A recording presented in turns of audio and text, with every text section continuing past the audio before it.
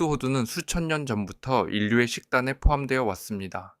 로마인들은 호두를 매우 소중히 여겨 유피테르의 도토리라고 불렀습니다. 뇌와 닮은 생김새 때문에 중세학자들은 호두가 두통 치료에 효능이 있다고 믿었습니다. 세계에서 가장 많이 소비되는 품종은 페르시아 호두이며, 흑호두는 맛이 더 강하고 쓴 편이며 껍질이 극도로 단단합니다. 고고학적 증거에 따르면 인류는 고대 페르시아, 즉 현재의 이란 지역에서 8,000년 이상 전부터 호두를 소비해 왔습니다. 아몬드는 식물학적으로 엄밀한 의미에서 견과류가 아닙니다. 아몬드는 복숭아와 자두의 친척격인 과실의 씨앗입니다. 중동의 원산지인 아몬드는 실크로드를 따라 전파되어 오늘날 캘리포니아의 주요 농업 수출품이 되었습니다. 아몬드라는 단어는 그리스어 아미글달라에서 유래했으며, 이는 뇌 속에 위치한 아몬드 모양의 구조인 편도체의 이름과 같은 어원을 가집니다. 두 가지 품종이 있는데 일반적으로 소비되는 다나몬드와 제대로 가공하지 않으면 독성을 띠는 시안 화합물이 포함된 쓰나몬드입니다. 스페인 선교사들이 18세기에 캘리포니아에 아몬드를 들여왔으며, 오늘날 그 주는 전 세계 공급량의 약 80%를 생산합니다. 땅콩은 견과류가 아니라 콩과 식물로 병가리콩이나 렌틸콩과 같은 과회에 속하며 나무가 아닌 땅 속에서 익습니다. 원산지는 남아메리카로 페루와 브라질의 고대 민족들이 7,000년 이상 전부터 재배해 왔습니다. 포르투갈 상인들이 아프리카로 전파했고, 이후 노예화된 사람들이 북아메리카에 들여왔습니다. 20세기 초 과학자 조지 워싱턴 카버는 땅콩의 300가지 이상의 다양한 활용법을 개발하여 미국 남부 농부들이 면화 이외의 작물로 다각화하는 데 기여했습니다. 이 식물은 독특한 습성이 있는데 수분 후 꽃대가 아래로 굽어 발달 중인 꼬투리를 땅속에 묻어 있게 합니다.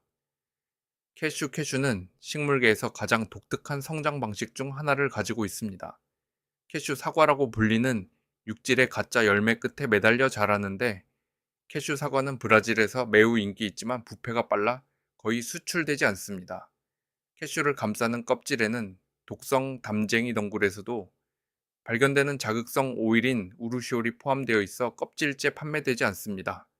껍질을 제거하는 작업자들은 화상 위험이 높은 건식 로스팅 공정을 통해 이를 처리해야 합니다. 캐슈는 브라질 북동부가 원산지이며 16세기에 포르투갈 식민지 개척자들이 인도와 아프리카에 전파했습니다. 오늘날 베트남과 인도가 세계 최대 생산국입니다. 식물학적으로 캐슈 역시 진정한 견과류가 아닙니다. 헤이즐넛 필버츠라고도 알려진 헤이즐넛은 선사시대부터 소비되어 왔습니다. 스코틀랜드의 중석기 시대 사람들이 대량으로 소비했다는 증거가 있습니다. 필버츠라는 이름은 전통에 따르면 수확철과 축일이 겹치는 프랑스 수도 원장 성 필베르에서 유래했다고 합니다. 터키는 흑해 연안의 유리한 기후 덕분에 전 세계 생산량의 약 70%를 차지합니다. 헤이즐넛은 누텔라의 주요 재료 중 하나로 2차 세계대전 중 이탈리아의 한 제과사가 부족한 카카오 비축분을 늘리기 위해 헤이즐넛을 초콜릿과 혼합하면서 탄생했습니다. 헤이즐넛 나무는 100년 이상 지속적으로 열매를 맺으며 살 수 있습니다. 피칸은 북아메리카 원산의 몇 안 되는 견과류 중 하나입니다. 원주민들이 주식으로 먹었으며, 피칸이라는 이름은 돌로 쪄야 열 수 있는 견과류를 의미하는 알곤키너 단어에서 유래했습니다. 초기 유럽 정착민들은 아메리카 원주민으로부터 피칸을 받아들였고, 토머스 제퍼슨은 몬티첼로의 피칸 나무를 심게 했습니다. 피칸 상업산업은 1880년대에 루이지애나 출신의 노예화된 원예사 앙투안이 우수한 품종 접목에 성공하면서 시작되었지만, 그는 생전에 그에 합당한 인정을 거의 받지 못했습니다.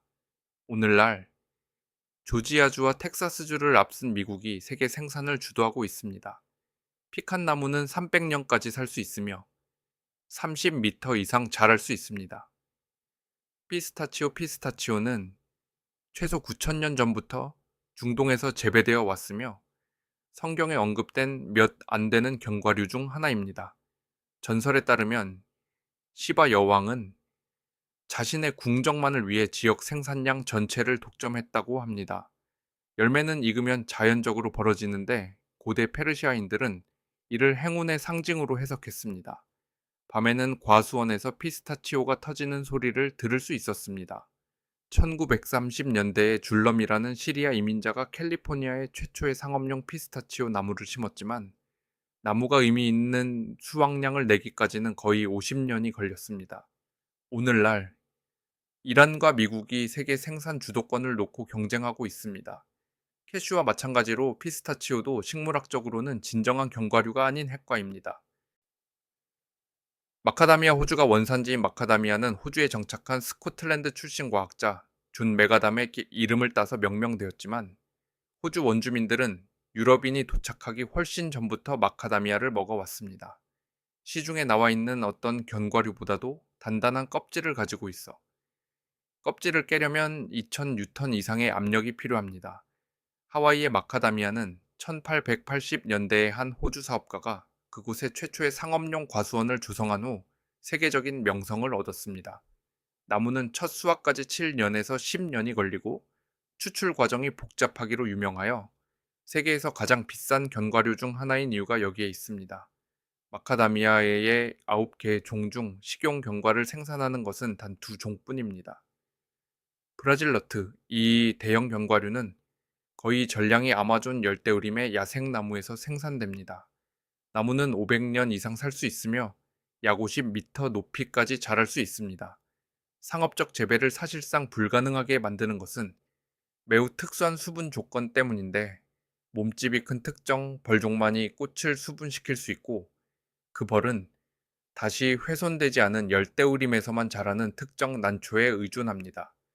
견과는 코코넛과 비슷하게 생긴 단단한 꼬투리 안에서 자라며 꼬투리 하나에 12개에서 24개의 견과가 오렌지 조각처럼 배열되어 있습니다.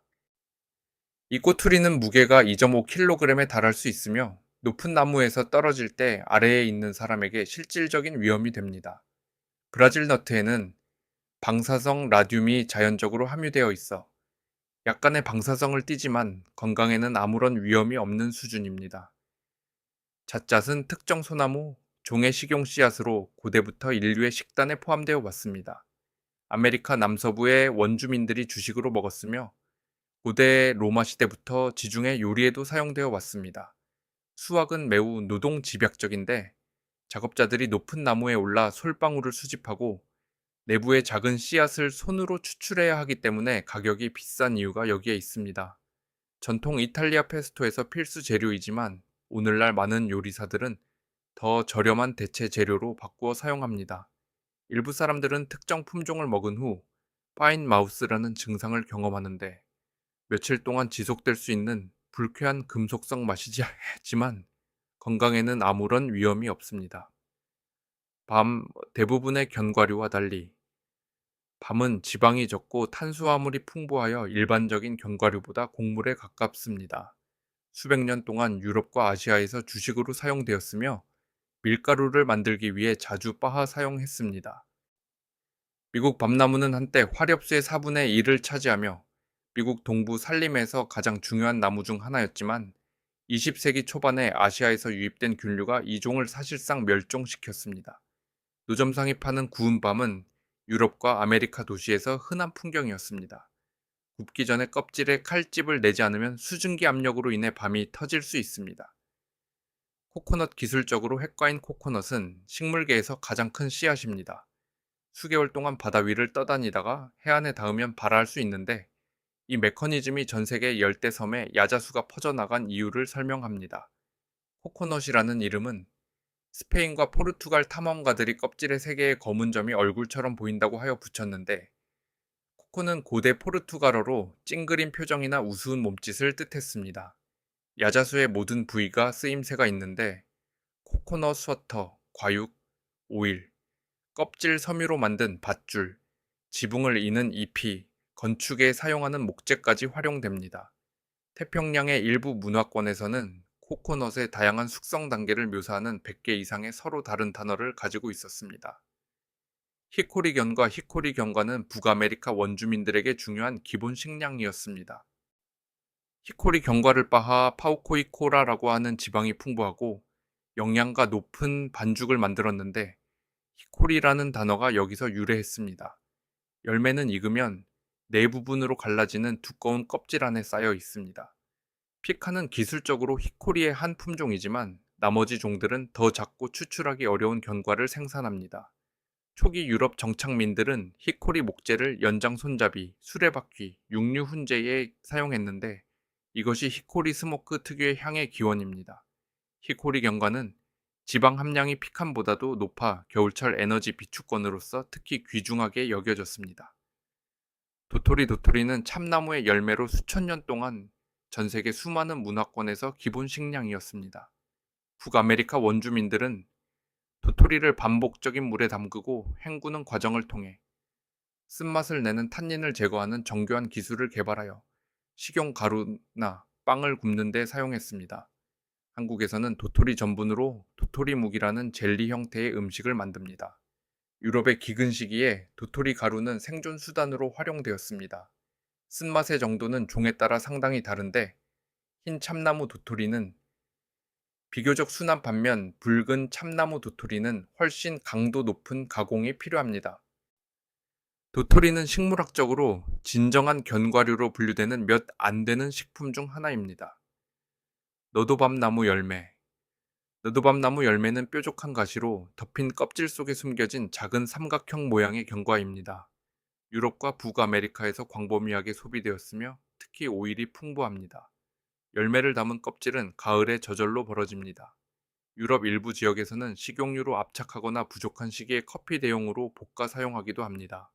나무는 매년이 아닌 몇 년에 한 번씩만 풍성한 수확을 내는데 과학자들은 이를 메스팅이라고 부르는 현상으로 다람쥐나 새와 같은 씨앗 포식자의 소비 능력을 초과하기 위한 진화적 전략이라고 봅니다.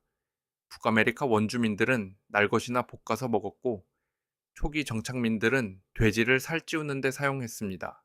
크기가 작고 수확과 껍질 제거에 손이 많이 가기 때문에 상업적으로 거의 유통되지 않습니다. 맛은 섬세하고 약간 달콤합니다.